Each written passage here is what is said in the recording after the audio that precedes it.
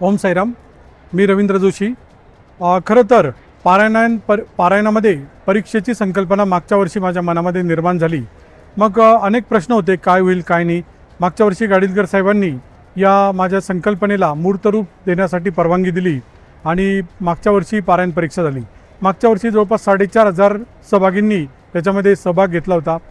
यावर्षी बक्षिसं काय होईल कसं होईल माझ्या मनामध्ये अनेक शंका होती आणि चौधरी साहेबांची गाठभेट झाली आणि गाडीलकर साहेबांना आदल्या दिवशीच मी अर्ज देऊन आलो होतो की 5 लाख रुपयांची बक्षिसं यावर्षी आपण वाटू. पण 5 लाख कुठून गोळा करायचे, मग गावातील लोकांकडे मला जावं लागणार, हे करावं लागणार, शंका होती मनामध्ये. तर बाबांच्या मंदिरामध्ये जेव्हा चौधरी साहेबांची गाठभेट झाली आणि तिथं जेव्हा चौधरी साहेबांनी विषय काढला की असं मला करायचं आहे, तर चौधरी साहेबांनी किती खर्च येईल साधारणपणे, तर चौधरी साहेबांना मी म्हटलं की लागतील 1,00,000-2 लाख रुपये. तेव्हा जास्तीचे बक्षिसं वाटा, जेवढे लागतील तेवढे बक्षिसं वाटा, मी द्यायला तयार आहे. त्यांचा दानशूरपणा पाहून आणि आदल्या दिवशीच मी गाडीलकर साहेबांकडे अर्ज दिला होता. बाबांनी माझी ती सगळी मागणी 1 स्ट्रोकमध्ये पूर्ण केली. नंतर त्याच दिवशी दुपारी मी बसलो होतो की आता पुणेरी पगड्या वाटप केल्या पाहिजे किंवा पैठणी साड्या वाटल्या पाहिजे पहिल्या 5 जणींना. तर माझ्या मनात मी फक्त इच्छा व्यक्त केली आणि संध्याकाळी 1 तासाने लगेच हेमंतजींचा मला फोन आला. हेमंतजींचा फोन आल्यानंतर त्यांनी म्हणे की आपण पैठणी साड्या वाटू पहिल्या 5 जणींना आणि पुणेरी पगड्या देऊ पहिल्या 5 जणांना. मी अतिशय भारावून गेलो. म्हणजे मी जी इच्छा व्यक्त केली होती बक्षीस देण्याची ती बाबांनी स्वतःहून पूर्ण केली. बाबांनी मला एकाही व्यक्तीकडं पैसे गोळा करायला, बक्षिसे गोळा करायला बाबांनी मला पाठवलं नाही. हा बाबांचा मला मिळालेला खऱ्या पद्धतीनं आशीर्वाद आहे. कदाचित बाबांनी चौधरी साहेबांना आणि हेमंत वैद्य गुरुजींना बुद्धी दिली असावी की मी हे काम करतोय तर तू याला जाऊन मदत कर, असं बाबांनी यांना सांगितलं असेल. आणि खरं सांगतो की गाडीलकर साहेबांनी जी परमिशन दिली, तसेच भाऊसाहेब रामचंद्र चौधरी साहेब आणि हेमंत वैद्य गुरुजी यांनी जी मदत केली, त्याच्यामुळं खऱ्या अर्थाने मला पाठबळ मिळालेलं आहे. पुढच्या वर्षी आपण अधिक विस्तृत स्वरूपात हे घेऊ. परंतु यावर्षी इम्पॅक्ट काय झाला, पारायण परीक्षेचा परिणाम काय झाला की घराघरामध्ये जाऊन लोक साईचरित्र उघडून वाचू लागले. बाबांनी दिलेलं तत्त्वज्ञान, बाबांच्या काळात घडलेल्या घटना साई चरित्रामधून त्या वाचू लागले, समजू लागले. घरातील लहानांपासून मोठ्यांपर्यंत साई चरित्राची महिमा सगळ्यांना समजू लागली. आणि इथं परीक्षा देताना प्रत्येक भाविक मला सांगत होता की खरंच आम्हाला एक सुंदर अशी अनुभूती येत आहे की आम्ही पारायण परीक्षेचा अभ्यास करतो, अभ्यास केल्यानंतर त्याची परीक्षा देतो, ही एक वेगळी अनुभव आमच्या जीवनामध्ये होत आहे. अशा पद्धतीची भावना अनेक साई भक्तांनी व्यक्त केली. महिला पारायणार्थी होत्या, पुरुष पारायणार्थी होते. 2 गट आपण नियुक्त केले. पहिले 6 दिवस जे परीक्षा झाली, जवळपास 3,500 लोक रोज त्याच्यामध्ये परीक्षा देत होते. परंतु ऑनलाईन असल्यामुळं संपूर्ण महाराष्ट्र नाही, भारतभरातून ते लोक त्यासाठी परीक्षेला देत होते ऑनलाईन. परंतु इथं येणं बऱ्याच जणांना शक्य नव्हतं. मग इथं जवळपास 700 भाविकांनी परीक्षा दिली. मागच्या वर्षी आपण फक्त शेवटच्या दिवशी परीक्षा घेतली होती, परंतु यावर्षी आपण काय केलं, रोज परीक्षा घेतली. साई चरित्रात रोज जे अध्याय वाचून होतील इथं पारायण मंडपामध्ये, तर त्या पारायण मंडपामध्ये जे अध्याय वाचून होतील त्याच्यावर रोज रात्री 9:15 10 मिनिटां 9:50 परीक्षा असायची. रोज 45 मिनिटं लोक परीक्षा द्यायची. तसेच मुख्य परीक्षाचा जो पेपर आहे तो 4 परीक्षा सकाळच्या सत्रामध्ये मराठी, हिंदी, इंग्लिश आणि तेलुगू, आणि संध्याकाळच्या सत्रात महिलांसाठी मराठी, हिंदी, इंग्लिश आणि तेलुगू असे 4 आणि 4 8 आणि 6 दिवसाचे 6 असे जवळपास 14 पेपर आपण काढले. मला रात्री झोपायला अक्षरशः कधी 2 कधी 3 वाजायचे. पण मी थकत नव्हतो, कारण साईबाबांची शक्ती माझ्या मागं होती की आपल्याला हे कार्य करून दाखवायचे, आपल्याला यशस्वी करून दाखवायचे. मग एकही प्रश्न आपण जे प्रश्न काढले, जवळपास आपण 14 प्रश्नपत्रिका घेतल्या. 14 प्रश्नपत्रिकेमध्ये जवळपास 1200पेक्षा प्रश्न आपण साईचरित्रावर निर्माण करून त्याची परीक्षा घेतली आणि प्रत्येक जणाला उत्तरपत्रिका देखील त्याच्या मेल ID वर पाठवली. त्याच्यामुळं इम्पॅक्ट असा झाला की साई चरित्रामध्ये जे तत्त्वज्ञान आहे ते 1200 प्रश्नांच्या माध्यमातून, वेगवेगळ्या प्रश्नांच्या माध्यमातून, वेगवेगळ्या घटना, बाबांनी दिलेलं तत्त्वज्ञान, भक्तांनी काय त्यापासून शिकलं पाहिजे, काय बोध घेतला पाहिजे, हे सर्व लोकांपर्यंत पोहोचलं. आणि खऱ्या अर्थानं ज्यावेळेस लोक घराघरामध्ये याची चर्चा करत होती, घराघरामध्ये परीक्षेची चर्चा होत होती, आणि खऱ्या अर्थानं मला ते जाणवत होतं की मी जो संकल्प केला आहे, काडीलकर साहेबांनी ज्या संकल्पाला मला पाठिंबा दिला, तो संकल्प पूर्णत्वात जात असल्याची भावना, एक समाधानाची भावना माझ्या मनामध्ये निर्माण होत होती.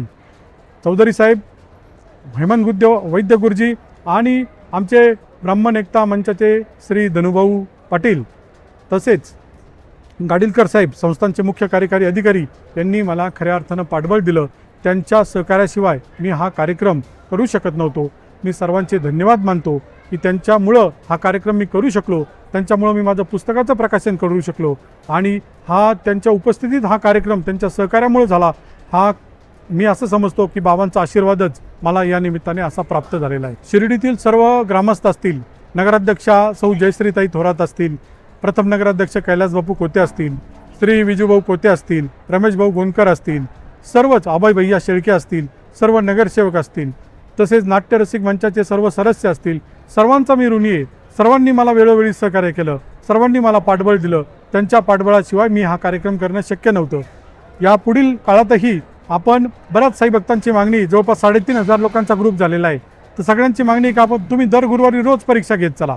तर मी सर्व साई भक्तांना सांगू इच्छितो, इथून पुढल्या काळात देखील आपण महिन्यातून 2-3 परीक्षा नक्की घेत जाऊ.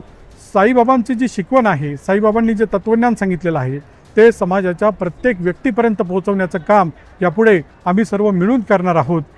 आणि बाबांनी तशी आम्हाला प्रबळ इच्छा द्यावी, प्रबळ ते काम आमच्याकडून करून घेण्यात यावं, हीच मी साईचरणी प्रार्थना करतो. आदरणीय साईबाबा संस्थांचे मुख्य कार्यकारी अधिकारी श्री गोरक्ष गाडीलकर साहेब यांच्या सूचनेनुसार महिला पारायणार्थींना 21 बक्षिसे आणि पुरुष पारायणार्थींना 21 बक्षिसे अशी बक्षिसे गोल्डच्या स्वरूपात वाटण्यात आली. 22 कॅरेटची गोल्डची साईबाबांची प्रतिमा आपण चौधरी साहेबांनी बक्षिसे घेऊन दिली. त्याचबरोबर ट्रॉफी दिल्या. हेमंत वैद्य गुरुजींनी पुणेरी पगड्या दिल्या आणि पैठणी साड्या दिल्या. त्याचबरोबर आपण पितळी ब्रासचे अत्यंत उत्कृष्ट क्वालिटीचे दिवे दिले की ज्याची किंमत मार्केटमध्ये 1200 रुपये. आम्ही ते होलसेल रेटमध्ये आणले आणि जवळपास 126 + 52 म्हणजे जवळपास 250 दिवे आम्ही या ठिकाणी दिले की जेणेकरून हा भक्तीचा दिवा, हा ज्ञानाचा दिवा, हा श्रद्धेचा दिवा प्रत्येक घराघरात कायम तेवत राहील. आणि म्हणून हे दिवे वाटपाचा संकल्प चौधरी साहेबांची मनात इच्छा होती, त्यांच्या पत्नीची होती, त्यांच्या मुलाची होती की दिवा देण्यात यावा. हा ज्ञानाचा दिवा आहे असं त्यांचं कायम म्हणणं होतं. आणि चौधरी साहेब माझ्याबरोबर बोलत असताना कायम बोलत असतात की साईचरित्र हा वाचण्याचा ग्रंथ नाही, साईचरित्र हा जगण्याचा ग्रंथ आहे. खरोखर मी त्यांच्याकडे पाहून ते साईचरित्र खरोखर जगत असतात. अनेक त्यांनी सामाजिक उपक्रमात सहभाग घेतलेला आहे आणि त्याच्यातूनच मला प्रेरणा मिळाली. आणि साईबाबा अशीच प्रेरणा मला माझ्या मनामध्ये त्या प्रेरणेची, त्या ज्ञानाची वाद अशीच अखंड तेवत ठेव, हीच साईचरणी मी प्रार्थना करतो. ओम साईराम. असा चरित्राचा जो कार्यक्रम झाला आहे तो बाबांनी माझ्याकडून त्यामध्ये जे बक्षिसे दिलेत ते बाबांनी माझ्याकडून घडून घेतले आणि मला त्या कार्यक्रमास बाहेर पाडले. माझ्या मनी ही इच्छा नसताना ते मंदिरात मी दर्शनाला गेल्यानंतर ते भाव मला लगेच दिसून आले आणि तिथे मला जोशी साहेबांची गाठ झाली आणि त्यांनी फक्त विचारलं साईचरित्रासाठी आज आम्ही कार्यक्रम घेत आहोत. तर मी स्वतःहून म्हटलो तर सर मी तिथे काही बक्षिसे देऊ इच्छितो. ते म्हणाले तुम्हाला जे बक्षीस द्यायचे ते तुम्ही आम्हाला निश्चित करून सांगा. त्याप्रमाणे मी त्यांना जे पाहिजे ते बक्षिसं त्यांच्या पद्धतीने त्यांना पुरवले. बक्षीस स्वरूपात दिलेल्या दानाबद्दल मी खूप खूप आनंदी आहे. बाबांनी माझ्याकडून सेवा घडून घेतली. मी अगदी आनंदी आहे.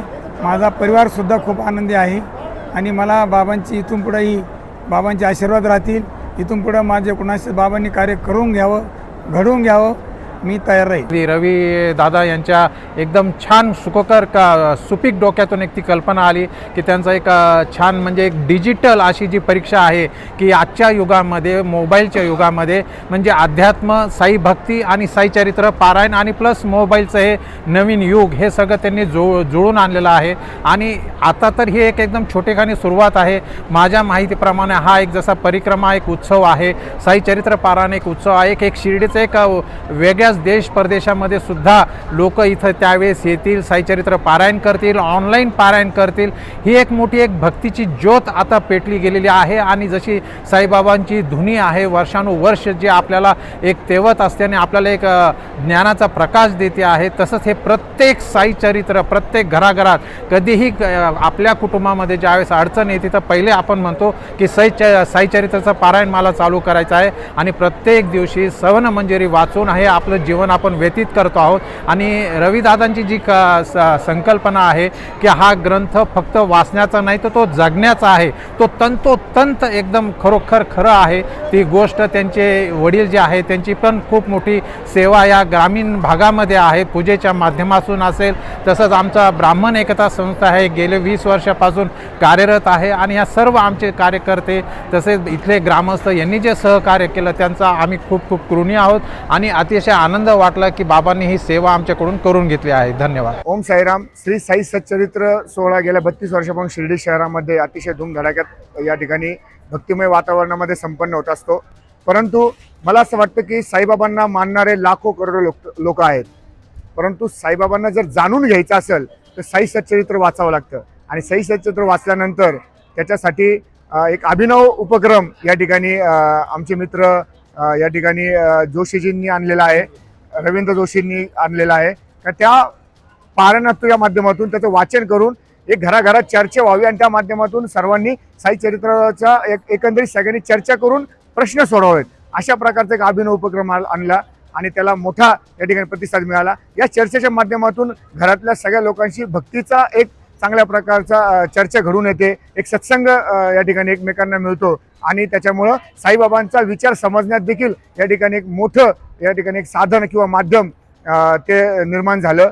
आणि त्याच माध्यमातून ज्या परीक्षा घेण्यात आलेल्या आहे शेवटच्या दिवशी आणि त्याला आमचे मित्र साई चौधरी यांच्या वडिलांनी जे मोठ्या प्रमाणात बक्षिसं दिलं, हा एक निव्वळ साईबाबांनी घडून आणलेला योगायोग आहे. बक्षिस हे निमित्त आहे, परंतु साईबाबांचं सच्चरित्र समजून घेणं आणि त्या माध्यमातून त्यांचा विचार आपल्याला किती अवगत झाला, हे साईचरित्र किती अवगत झालं, हे परीक्षेच्या माध्यमातून या ठिकाणी सर्वांना समजणं, एक असा अभिनव उपक्रम या ठिकाणी आमचे मित्र रवींद्र जोशींनी आणला. मी त्यांचं खूप खूप अभिनंदन करतो. अतिशय उत्साहात आणि चांगल्या वातावरणामध्ये या परीक्षा संपन्न झाल्या, अतिशय योग्य पद्धतीने झाल्या आणि सगळ्या चांगल्या निश्चिम साई भक्तांनी चांगला जो अभ्यास केला होता त्यांना देखील या ठिकाणी यश मिळालं. ज्यांनी पेपर दिले नाही किंवा परीक्षा दिली नाही त्यांचाही अभ्यास आहे, परंतु पुढच्या वर्षी याच्यामध्ये आणखी भर होईल आणि ही परीक्षा जी आहे ही फक्त शिर्डीपुरती मर्यादित न राहता ही संपूर्ण महाराष्ट्रामध्ये नव्हे तर देशामध्ये वेगवेगळ्या भाषेमध्ये या ठिकाणी या परीक्षेची प्रचार प्रसिद्ध होईल, अशा या ठिकाणी मी अपेक्षा व्यक्त करतो. आणि मी या परीक्षेत घेतणाऱ्या सगळ्यांनी ज्यांनी कष्ट घेतले त्या सगळ्या टीमचं मी पुन्हा एकदा अभिनंदन करतो आणि आभार व्यक्त करतो. धन्यवाद. ओम साईराम.